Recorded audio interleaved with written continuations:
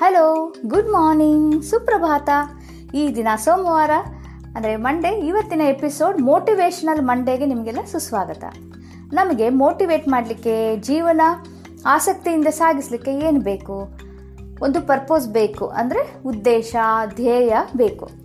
ನಾನು ಒಂದು ಬುಕ್ ಓದಿದೆ, ಅದರ ಹೆಸರು Ikigai, the Japanese secret to a long and happy life ಅಂತ. ಇದು ಒಂದು ಕೇಸ್ ಸ್ಟಡಿ. ಅಂದರೆ ಅಲ್ಲೊಂದು ಜಪಾನಲ್ಲಿ ಒಂದು ಕೆಲವು ಜನನ ಸ್ಟಡಿ ಮಾಡಿಬಿಟ್ಟು ಅದು ಎಲ್ಲ ಏನು, ಯಾಕೆ ಹೀಗೆ ಅಂತೆಲ್ಲ ಕಂಡುಹಿಡಿದಿದ್ದಾರೆ. ಸೊ ಜಪಾನ್ನಲ್ಲಿ ಒಂದು ಊರಿದೆ, ಓಕಿನಾವಾ ಅಂತ. ಅಲ್ಲಿಯ ಜನರು ಶತಾಯುಷಿಗಳು, ಅದು ರೆಕಾರ್ಡ್ ಕೂಡ ಮಾಡಿದೆ, ಅತಿ ಹೆಚ್ಚು ಶತಾಯುಷಿಗಳು ಇರುವ ಸ್ಥಳ ಅಂತ. ಅವರು ಆ ಜನಗಳು ಏನು ಮಾಡ್ತಾರೆ, ಏನು ಮಾಡೋದ್ರಿಂದ ಅವರು ಅಷ್ಟು 100 ವರ್ಷಕ್ಕಿಂತ ಜಾಸ್ತಿ ಬಾಳ್ವೆ ಹೇಗೆ ಮಾಡ್ತಾರೆ ಅನ್ನೋದಕ್ಕೆ ಅದರಲ್ಲೆಲ್ಲ ಅವ್ರು ಸ್ಟಡಿ ಮಾಡಿಬಿಟ್ಟು, ಎಕ್ಸ್ಪರ್ಟ್ಸು ಎಲ್ಲ ಸ್ಟಡಿ ಮಾಡಿ ರಿಸರ್ಚ್ ಮಾಡಿ ಒಂದು ಬುಕ್ ಬರೆದಿದ್ದಾರೆ. ಸೊ ಅದು ಇಕಿಗಾಯಲ್ಲಿ ಅದ್ರ ಬಗ್ಗೆನೇ ಬರೆದಿದ್ದಾರೆ. ಸೊ ಅದರಲ್ಲಿ ನಾನು ಓದಿ ತಿಳ್ಕೊಂಡಿದ್ದೇನಂತ ಹೇಳಿದ್ರೆ, ಅವರು ಏನೇನು ಫಾಲೋ ಮಾಡ್ತಾರೆ ಅದರಿಂದ ಅವರು ದೀರ್ಘಾಯುಷಿಗಳು. ಮತ್ತು ಬರೀ ದೀರ್ಘಾಯುಷಿ ಅಷ್ಟೆಲ್ಲ, ಅಂದರೆ ಖುಷಿ ಕೂಡ ಇರುತ್ತೆ. ಖುಷಿಯಿಂದ ಕೂಡ ಇರ್ತಾರೆ, ಖುಷಿಯಿಂದನೂ ಜೀವನ ಯಾಕೆ ಸಾಗಿಸ್ತಾರೆ ಅಂತಂದು ಅದು ಓದಿದ ಮೇಲೆ ನನಗೆ ಗೊತ್ತಾಯಿತು. ಅದು ಏನು ಅಂತ ನಿಮಗೆ ಬ್ರೀಫಾಗಿ ಒಂದು 4-5 ಪಾಯಿಂಟ್ಸಲ್ಲಿ ಹೇಳ್ತೀನಿ. ಸೊ ಮೊದಲನೇದಾಗಿ, ಅಲ್ಲಿಯ ಜನ ಇಕಿಗಾಯ್ನ ಫಾಲೋ ಮಾಡ್ತಾರೆ. ಇಕಿಗಾಯಿ ಅಂದರೆ ಒಂದು ಉದ್ದೇಶದ ಮೂಲಕ ನಮ್ಮ ಜೀವನದಲ್ಲಿ ಸಂತೋಷ ಸಿಗುವ ಹಾಗೆ ಮಾಡಿಕೊಳ್ಳುವುದು.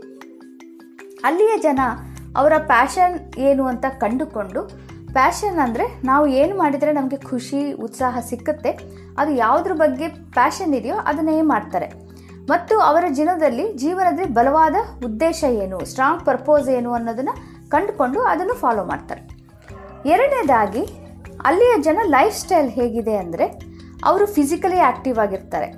ಅವರು ಒಂದು ಕಡೆಯಿಂದ ಇನ್ನೊಂದು ಕಡೆಗೆ ಹೋಗಲಿಕ್ಕೆ ಸೈಕಲ್ ಅಥವಾ ನಡೆದುಕೊಂಡೇ ಹೋಗ್ತಾರೆ. ಆಮೇಲೆ ರೆಗ್ಯುಲರ್ ಆಗಿ ಎಕ್ಸಸೈಸ್ ಅಥವಾ ಏನಾದರೂ ಮಾಡ್ತಾನೆ ಇರ್ತಾರೆ ಆ್ಯಕ್ಟಿವ್ ಆಗಿರಲಿಕ್ಕೆ. ಮೂರನೇದಾಗಿ, ಊಟ ಕೂಡ ನಿಯಮಿತವಾಗಿ ಮಾಡ್ತಾರೆ. ಪೂರ್ತಿ ಹೊಟ್ಟೆ ತುಂಬ ಊಟ ಮಾಡಲ್ಲ, ಇನ್ನೂ 1-2 ತುತ್ತು ತಿನ್ನಬಹುದು ಅಂತ ಇದ್ದಾಗಲೇ ನಿಲ್ಲಿಸ್ತಾರೆ. ಅದು ಹೇಗೆ ಸಾಧ್ಯ ಅಂದರೆ, ಅವರು ಹೇಗೆ ಊಟ ಮಾಡ್ತಾರೆ ಅನ್ನೋದ್ರೆ, ಒಂದು ದೊಡ್ಡ ಪ್ಲೇಟ್ನಲ್ಲಿ ಚಿಕ್ಕ ಚಿಕ್ಕ ಬಟ್ಲು ಅಥವಾ ಪ್ಲೇಟ್ ಇಟ್ಕೋತಾರೆ. ಆ ಒಂದೊಂದು ಚಿಕ್ಕ ಬಟ್ಲಲ್ಲೂ ಅಥವಾ ಪ್ಲೇಟ್ನಲ್ಲೂ ಬೇರೆ ಬೇರೆ ಸೈಡ್ ಅಥವಾ ಆಹಾರ ಇಟ್ಕೋತಾರೆ. ನಾವು ಹೇಗೆ ಮಾಡ್ಬೋದು ಅಂದರೆ, ಒಂದು ಬಟ್ಲಲ್ಲಿ ನಿಮ್ಗೆ ಗೊತ್ತಿರೋ ಹಾಗೆ ನಾವು ಹೀಗೆ ಊಟ ಮಾಡ್ತೀವಿ ಅಲ್ವಾ. ಮದುವೆ ಆಗಲಿ, ಹಬ್ಬ ಹರಿದಿನದಲ್ಲಿ ನಾವು ಒಂದು ದೊಡ್ಡ ಪ್ಲೇಟಲ್ಲಿ ಸೈಡ್ಗೆ ಚಿಕ್ಕ ಚಿಕ್ಕ ಬಟ್ಲನ್ನು ಇಟ್ಕೊಂಡು ಒಂದರಲ್ಲಿ ಚಟ್ನಿ, ಕೋಸಂಬರಿ, ಅನ್ನ, ಸಾರು, ಹೀಗೆ ಪ್ರತಿ ಪ್ಲೇಟ್ನಲ್ಲಿ ಒಂದೊಂದು ಪದಾರ್ಥ ಅಥವಾ ಡಿಶ್ ಇಟ್ಕೊಂಡು ತಿಂತೀವಿ ಅಲ್ವಾ. ನಾವು ಕೂಡ ಹೀಗೆ ಫಾಲೋ ಮಾಡ್ತೀವಿ. ಸೊ ಇದರಿಂದ ಏನಾಗುತ್ತೆ ಅಂತ ಹೇಳಿದ್ರೆ, ನಾವು ತುಂಬ ವೆರೈಟಿ ಸೇರಿಸ್ತೀವಿ. ನಾನಾ ತರಹದ ಊಟ ವೆರೈಟಿ ಇರೋದ್ರಿಂದ ನಮಗೆ ತೃಪ್ತಿ ಕೂಡ ಆಗುತ್ತೆ. ಹಾಗೆಯೇ ಊಟದ ಪ್ರಮಾಣ ಕೂಡ ಕಡಿಮೆ ಇರುತ್ತೆ.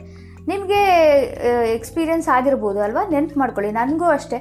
ಈಗ ಹಬ್ಬಗಳಲ್ಲಿ ನಾವು ಇಷ್ಟಿಷ್ಟೇ ಸ್ವಲ್ಪ ತಿಂದರೂ ಸಾಕು, ನಮಗೆ ತುಂಬ ತೃಪ್ತಿ ಆಗುತ್ತೆ. ಯಾಕಂದರೆ ಸೈಡ್ ಈಗ ಹೋಳಿಗೆ ಆಗಿರ್ಬೋದು, ಕಡುಬು ಆಗಿರ್ಬೋದು, ಲಾಡು ಆಗಿರ್ಬೋದು, ಪಾಯಸ ಆಗಿರ್ಬೋದು, ಅದಿರುತ್ತೆ, ಕೋಸಂಬರಿ ಇರುತ್ತೆ, ಹೀಗೆ ಎಲ್ಲ ವೆರೈಟೀಸ್ ಇರುತ್ತೆ.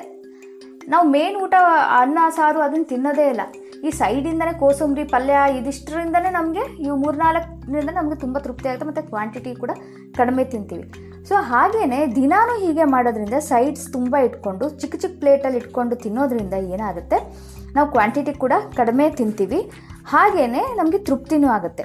ಆಮೇಲೆ ಇನ್ನೂ 2 ತುತ್ತು ತಿನ್ನಬೇಕು ಅಂದಾಗಲೇ ನಿಲ್ಲಿಸ್ಬಿಡಬೇಕು. ಪೂರ್ತಿ ಹೊಟ್ಟೆ ಪೂರ್ತಿ ಕಂಠ ಪೂರ್ತಿ ತಿನ್ನೋಕೆ ಹೋಗಬಾರ್ದು. ಅದರಿಂದ ಏನಾಗುತ್ತೆ, ಹೀಗೆ ಊಟ ಮಾಡೋದ್ರಿಂದ, ಎಷ್ಟು ಬೇಕೋ ಅಷ್ಟು ಊಟ ಮಾಡೋದ್ರಿಂದ ನಮಗೆ ಚೆನ್ನಾಗಿ ಡೈಜೆಷನ್ ಕೂಡ ಆಗುತ್ತೆ, ಆಲಸ್ಯನೂ ಬರೋಲ್ಲ, ಆಮೇಲೆ ಎನರ್ಜಿನೂ ಚೆನ್ನಾಗಿರುತ್ತೆ. ಆಮೇಲೆ 4ನೇದಾಗಿ ಏನು ಫಾಲೋ ಮಾಡ್ತಾರೆ ಅಲ್ಲಿ ಜಾಪನೀಸ್ ಜನ, ಓಕಿನಾವಾ ಊರಲ್ಲಿ ತುಂಬ ಸೋಷಿಯಲೈಸಿಂಗಿಂದ ಇರ್ತಾರೆ. ಅಂದರೆ ಫ್ರೆಂಡ್ಸು, ಫ್ಯಾಮಿಲಿ ಅಂತ ಕಮ್ಯುನಿಟಿ ಒಟ್ಟಿಗೆ ಕಲಿಯೋದು, ಒಬ್ರಿಗೊಬ್ರು ಸಹಾಯ ಮಾಡೋದು, ಕಷ್ಟ ಸುಖ ಹಂಚಿಕೊಳ್ಳೋದು. ಸೊ ಒಬ್ರಿಗೊಬ್ರಿಗೆ ಚೆನ್ನಾಗಿರ್ತಾರೆ. ಸೊ ಅದು 4ನೇದು. 5ನೇದಾಗಿ, ಪ್ರತಿಯೊಬ್ಬರು ಅವರಿಗೆ ಇಷ್ಟವಾದ ಒಂದು ಹವ್ಯಾಸ, ಅಟ್ಲೀಸ್ಟ್ ಒಂದಾದರೂ ಹವ್ಯಾಸನ ಮಾಡ್ತಾರೆ. ಅದರಿಂದ ಅವರಿಗೆ ಉತ್ಸಾಹ ಮತ್ತು ಹುಮ್ಮಸ್ಸು ಸಿಕ್ಕುತ್ತೆ. 6ನೇದಾಗಿ, ನಿದ್ರೆ ತುಂಬ ಚೆನ್ನಾಗಿ ಮಾಡ್ತಾರೆ. ಎಷ್ಟು ಬೇಕೋ ಅಷ್ಟು ಮಾಡ್ತಾರೆ. ಹೀಗೆಲ್ಲ ಈ ಮೇಲೆ ಹೇಳಿದೆಲ್ಲ 5 ವಿಷಯನ ಫಾಲೋ ಮಾಡ್ತಾರಲ್ಲ. ಏನು, ಜೀವನದ ಉದ್ದೇಶ 1, 2ನೇದು ಫಿಸಿಕಲಿ ಆ್ಯಕ್ಟಿವ್ ಆಗಿರೋದು, 3ನೇದು ನಿಯಮಿತವಾಗಿ ಊಟ ಮಾಡೋದು, 4ನೇದು ಕಮ್ಯುನಿಟಿ ಜೊತೆಗಿರೋದು, ಸೋಷಲೈಸಿಂಗ್ ಮಾಡೋದು ಫ್ರೆಂಡ್ಸ್ ಮತ್ತು ಫ್ಯಾಮಿಲಿ ಜೊತೆಗೆ, ಮತ್ತು 5ನೇದು ಹವ್ಯಾಸ ಬೆಳೆಸ್ಕೊಳ್ಳೋದು. ಈ 5ನ್ನು ಫಾಲೋ ಮಾಡೋದ್ರಿಂದ ನ್ಯಾಚುರಲ್ ಆಗಿ ಅವ್ರಿಗೆ ಚೆನ್ನಾಗಿ ನಿದ್ದೆನೂ ಬರುತ್ತೆ, ತೃಪ್ತಿಯಿಂದ ನಿದ್ದೆ ಮಾಡಿ ಎದ್ದೇಳ್ತಾರೆ. ಇದರಿಂದ ಏನಾಗುತ್ತೆ, ಇದನ್ನು ರೆಗ್ಯುಲರಾಗಿ ಫಾಲೋ ಮಾಡೋದ್ರಿಂದ ಅವ್ರ ನಿದ್ರೆ ಕೂಡ ಚೆನ್ನಾಗೂ ಮಾಡೋದ್ರಿಂದ ಅವ್ರದ್ದು ಆರೋಗ್ಯ, ಇದು ಎಲ್ಲ ಆರೋಗ್ಯನೂ ಬರೀ ಜಸ್ಟ್ ಫಿಸಿಕಲ್ ಅಷ್ಟೇ ಅಲ್ಲ, ಮೆಂಟಲಿ, ಎಮೋಷನಲಿ, ಸ್ಪಿರಿಚುವಲಿ, ಫಿಸಿಕಲಿ ಎಲ್ಲ ರೀತಿಯಲ್ಲೂ ಅವರು ತುಂಬ ಚೆನ್ನಾಗಿ ಆರೋಗ್ಯಪೂರ್ಣವಾಗಿ ಇರ್ತಾರೆ. ಜೀವನೋತ್ಸಾಹ ಇರುತ್ತೆ, ಅವ್ರಿಗೆ ಧ್ಯೇಯ ಇರುತ್ತೆ, ಆಮೇಲೆ ಉದ್ದೇಶ ಇರುತ್ತೆ, ಹವ್ಯಾಸ ಇರುತ್ತೆ, ಎಲ್ಲ ಇರುತ್ತೆ. ಅದಕ್ಕೆ ಖುಷಿಯಿಂದ ಇರ್ತಾರೆ. ಇದರಿಂದ ಎಲ್ಲ ಸೇರಿಕೊಂಡು ಅವರು ದೀರ್ಘಾಯುಷಿಗಳಾಗಿದ್ದಾರೆ. ದೀರ್ಘಾಯುಷ್ಯ ಅಷ್ಟೇ ಅಲ್ಲ, ಅಂದರೆ ಶತಾಯುಷಿಗಳು, 100, 110 ವರ್ಷ ಹೀಗೆ ಬಾಳ್ತಾರೆ, ಇನ್ನೂ ಜಾಸ್ತಿ ವರ್ಷಗಳನ್ನ ಬಾಳ್ತಾರೆ. ಸ್ನೇಹಿತರೆ, ನಿಮ್ಗೆ ಹೇಗೆ ಅನಿಸ್ತು? ಇದು ತುಂಬ ಇಂಟ್ರೆಸ್ಟಿಂಗ್ ಅನಿಸ್ತಿದೆ ಅಲ್ವಾ? ನನಗೂ ತುಂಬ ಇಂಟ್ರೆಸ್ಟಿಂಗ್ ಅನಿಸ್ತು. ಇದು ಓದ್ಬಿಟ್ಟು, ಈ ಬುಕ್ ಓದಿ ತುಂಬ ಇಂಟ್ರೆಸ್ಟಿಂಗ್ ಅನಿಸ್ತು. ನಿಮಗೆ ಇದೆಲ್ಲ ಸಿಕ್ಕರೆ ನೀವು ಖಂಡಿತ ಓದಿ, ಅದು ಇಂಟ್ರೆಸ್ಟಿಂಗ್ ಆಗುತ್ತೆ, ಒಂದ್ಸಲ ಓದ್ಬೋದು ನಾವು. ಸೊ ನೀವೇನು ಹೇಳ್ತೀರಿ ಇದ್ರ ಬಗ್ಗೆ? ನಿಮ್ಮ ಅನಿಸಿಕೆಗಳನ್ನು ಫೇಸ್ಬುಕ್ ಪೇಜ್ ನಳಿನೀಸ್ ವಾಯ್ಸ್ನಲ್ಲಿ ಖಂಡಿತ ಬರುತ್ತೆ, ತಿಳಿಸಿ. ನೀವು ಕೂಡ ಹೀಗೆ ಹವ್ಯಾಸ ಮತ್ತು ಜೀವನ ಉದ್ದೇಶ, ಲೈಫ್ ಪರ್ಪೋಸ್ ಕಂಡು ಹಿಡ್ಕೊಂಡು ನಿಮ್ಮ ಜೀವನನೂ ಆಸಕ್ತಿಯುತವಾಗಿ ಮಾಡ್ಕೋತೀರ ತಾನೆ, ಇನ್ಸ್ಪಿರೇಷನಲ್ ಆಗಿ, ಮೋಟಿವೇಶ್ನಲ್ ಆಗಿ ಮಾಡ್ಕೋತೀರಾ ಅಂತ ಅನ್ಕೋತೀನಿ. ಆಮೇಲೆ ಈ ಎಪಿಸೋಡ್ ನಿಮಗೆ ಹೆಲ್ಪ್ ಆಗಿದೆ ಅಂತ ಅನ್ಕೋತೀನಿ. ಸೊ ಮತ್ತೆ ನಾನು ನಾಳೆ ಭೇಟಿ ಮಾಡ್ತೀನಿ. ಅಲ್ಲಿ ತನಕ please take care of yourself and tata, bye bye.